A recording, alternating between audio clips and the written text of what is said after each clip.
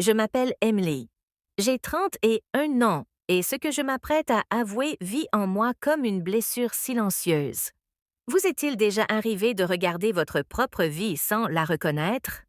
Tout a commencé le jour où j'ai compris que la vie que j'avais construite n'était pas celle que mon cœur désirait vraiment. Quand j'ai épousé Jason, mon amour d'université, je croyais que nous étions inébranlables. Il était le genre d'homme que l'on admire, calme, posé, fiable, celui qui n'oublie jamais un anniversaire, qui s'assure que les factures sont payées et que la maison reste debout malgré toutes les tempêtes. Pendant des années, je me suis dit que c'était ça, l'amour, la constance, la fiabilité, le confort. Mais quelque part en chemin, le confort est devenu silence. Nos rires se sont éteints, remplacés par des emplois du temps et des soirées polies. J'ai essayé de me convaincre que c'était normal, que le vrai mariage parlait moins de papillons et davantage d'endurance. Mais au fond de moi, il me manquait le battement, l'élan, la sensation que l'amour pouvait encore me couper le souffle. Puis il y a eu Noah. Il n'était pas un étranger, c'était le plus proche ami de Jason, quelqu'un qui faisait partie de nos vies depuis des années. Et pourtant, soudain, il était différent. Il dégageait une énergie qui remplissait chaque espace où il entrait, une énergie qui rendait tout un peu plus vivant. Là où Jason planifiait chaque chose à la minute près, Noah vivait à l'instinct. Et quand il me regardait, c'était comme s'il voyait la part de moi que j'avais oubliée. Tout a commencé innocemment. Des plaisanteries partagées, des regards rapides, des conversations qui s'étiraient plus longtemps qu'elles n'auraient dû. Je me disais que c'était sans danger, mais peu à peu nos mots sont devenus chargés, nos silences passent étaient plus lourds. Chaque fois qu'il passait, mon cœur me trahissait, s'emballant d'une manière que je ne pouvais pas contrôler. Mais que se passe-t-il lorsqu'un seul instant change tout? Un soir, alors que Jason était en déplacement, la frontière entre l'amitié et autre chose a disparu. Un regard s'est attardé, un souffle s'est suspendu, et dans cet instant unique, l'air était électrique, dangereux. J'aurais pu reculer, j'aurais dû, mais je ne l'ai pas fait. Quand cela s'est produit, ce n'était pas seulement du désir, c'était une libération. Des années de désir silencieux ont éclaté d'un seul coup. La culpabilité a été immédiate, vive. Mais en dessous, il y avait quelque chose que je ne pouvais pas nier, une part de moi qui s'éveillait après des années de sommeil. Après coup, je me suis regardée dans le miroir, cherchant la femme que j'étais avant cette nuit-là. Elle avait disparu. Celle qui me faisait face était à la fois terrifiée et vivante. Je me suis dit que c'était une erreur, que je pouvais l'enterrer sous le silence. Mais certains secrets refusent de rester silencieux. Jason est rentré, a embrassé mon front et m'a dit qu'il m'avait manqué. J'ai souri, faisant semblant que rien n'avait changé, alors qu'à l'intérieur, j'avais l'impression de me tenir sur du verre brisé. Chaque mot, chaque geste était une comédie. Et pourtant, Noah persistait dans mes pensées. Sa voix, son regard, le souvenir de la façon dont mon prénom sonnait quand il le prononçait. Les jours se sont fondus en semaines. J'ai essayé de prendre mes distances, de reconstruire les murs que j'avais brisés, mais les plus petites choses continuaient de les faire tomber. Un message inattendu, un bonjour échangé, la façon dont nos regards se retrouvaient dans une pièce bondée. À chaque fois, ma détermination s'effritait un peu plus. La culpabilité est devenue mon ombre. La nuit, tandis que Jason dormait à mes côtés, je revivais des moments que je n'aurais pas dû me rappeler. Mon corps restait immobile, mais mon esprit était ailleurs, pris dans une tempête dont je ne pouvais m'échapper. Puis Jason a proposé que nous partions un week-end. Juste nous deux, a-t-il dit doucement, les yeux pleins de bonté, sans se douter de rien. J'ai accepté, espérant que la distance apaiserait le chaos en moi. Ce voyage a été à la fois une grâce et une punition. Loin de tout, j'ai vu Jason tel qu'il était vraiment, un homme qui m'aimait sans condition, qui avait bâti tout son monde autour de mon bonheur. Je l'ai regardé rire près du feu, me prendre la main, et je me suis demandé comment j'avais pu perdre de vue un amour pareil. L'espace d'un instant fugace, j'ai cru pouvoir revenir pleinement vers lui, que la tempête en moi pourrait se dissiper en calme.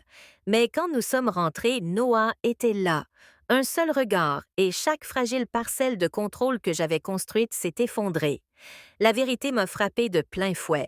Je ne pouvais plus vivre dans deux mondes. La sécurité silencieuse de l'amour de Jason et l'attrait sauvage et dévorant du toucher de Noah ne pouvaient pas coexister. L'un détruirait l'autre et tous deux me détruisaient lentement. Aujourd'hui, chaque matin pèse plus lourd. Le sourire de Jason porte une confiance que je ne mérite plus. L'absence de Noah ressemble à une blessure qui refuse de guérir. Je traverse mes journées en faisant semblant que tout va bien, mais à l'intérieur, c'est le chaos. Une tension constante entre la culpabilité et le désir, la sécurité et l'élan. Je ne sais pas comment cette histoire se termine. Peut-être que la vérité éclatera et réduira tout en miettes. Peut-être que je la porterai en silence jusqu'à la fin de ma vie. Tout ce que je sais, c'est que ce que j'ai ressenti avec Noah était réel, brut et effrayant, mais réel.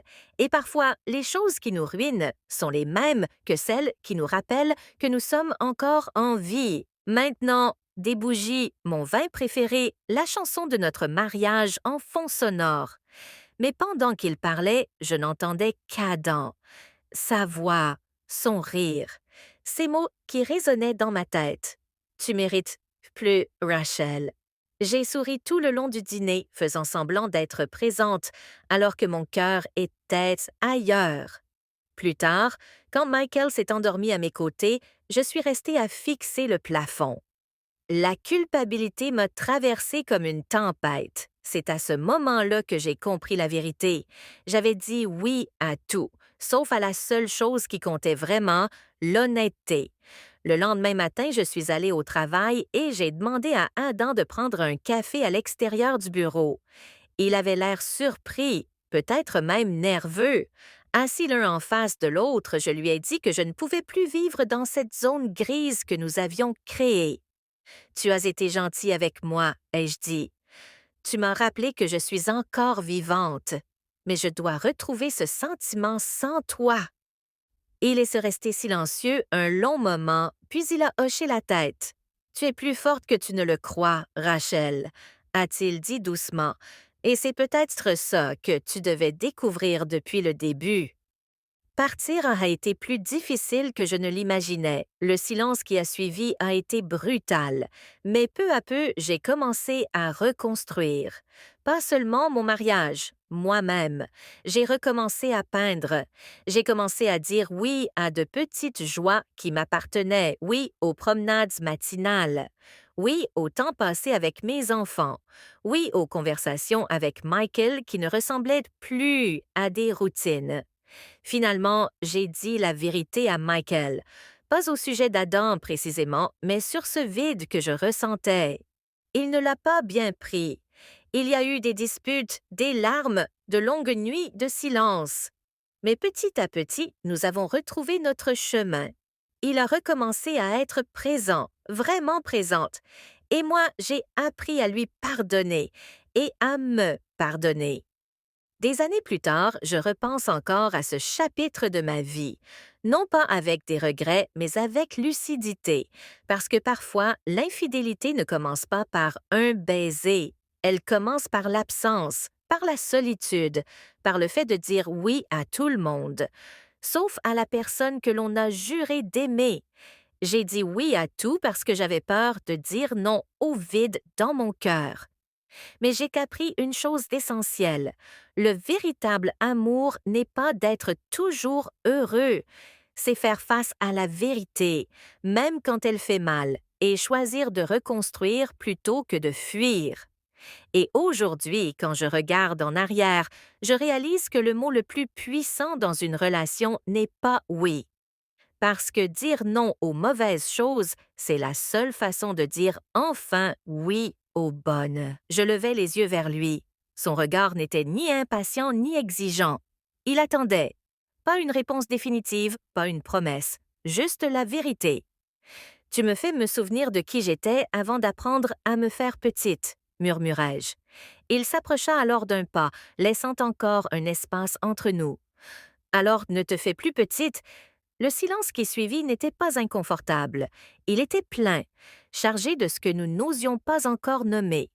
Ce soir-là, nous ne nous sommes pas embrassés. Nous n'avons rien officialisé, mais lorsque sa main effleura la mienne, je ne la retirai pas. Et il ne la serra pas davantage, c'était juste assez. Les semaines ont continué ainsi, conversations profondes, rires inattendus, regards qui duraient un peu plus longtemps qu'il ne le faudrait. Au bureau, je restais professionnelle. Avec Greg, rien n'avait changé. Avec Jason, tout avait changé, mais sans scandale, sans drame. Un soir, alors qu'il me raccompagnait encore une fois, il coupa le moteur et resta assis quelques secondes. Si un jour tu décides que c'est trop compliqué, je comprendrai, dit-il. Je ne veux pas être un poids. Je tournai la tête vers lui. Tu n'es pas un poids, tu es un rappel. De quoi? Je souris doucement, que je suis encore capable de ressentir. Il inspira lentement, comme si cette réponse lui suffisait. Je savais que le monde extérieur ne verrait peut-être pas cette histoire avec la même douceur que nous. Je savais que l'écart d'âge, les liens professionnels, les jugements possibles planaient au-dessus de nous comme des nuages. Mais je savais aussi que ce que je ressentais n'était ni frivole ni naïf. C'était honnête. Et pour la première fois depuis longtemps, je n'avais pas envie de fuir ce que mon cœur murmurait. Peut-être que cette histoire ne durerait pas toute une vie. Peut-être qu'elle se transformerait, évoluerait ou s'éteindrait doucement.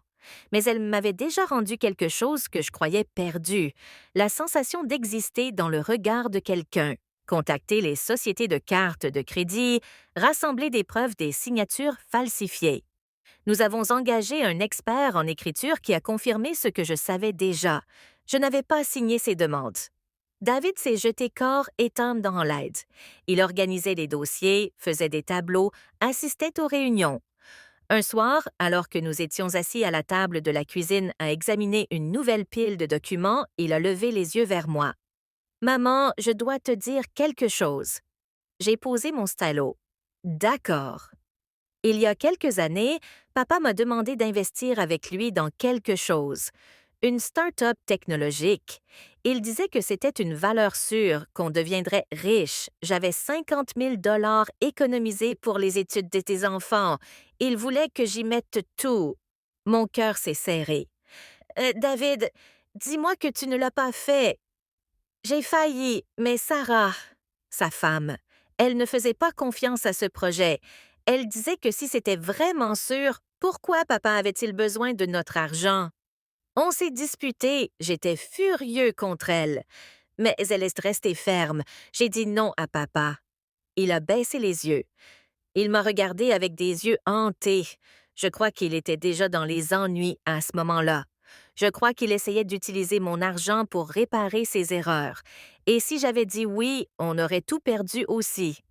J'ai tendu la main et j'ai serré la sienne. Mais tu ne l'as pas fait, Sarah vous a sauvé. C'est ça qui compte. Il a hoché la tête. Tu crois qu'il aurait continué?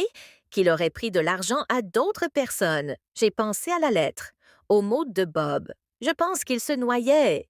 Et les gens qui se noient s'accrochent à tout ce qu'ils peuvent atteindre, même si cela entraîne quelqu'un d'autre sous l'eau. 3 mois après la mort de Bob, nous avons eu notre première victoire. 2 sociétés de cartes de crédit ont reconnu que les signatures étaient falsifiées et ont retiré les dettes de mon dossier de crédit. Ce n'était pas grand-chose, mais c'était quelque chose, la preuve que la vérité pouvait gagner même lentement. Emily ne me parlait toujours,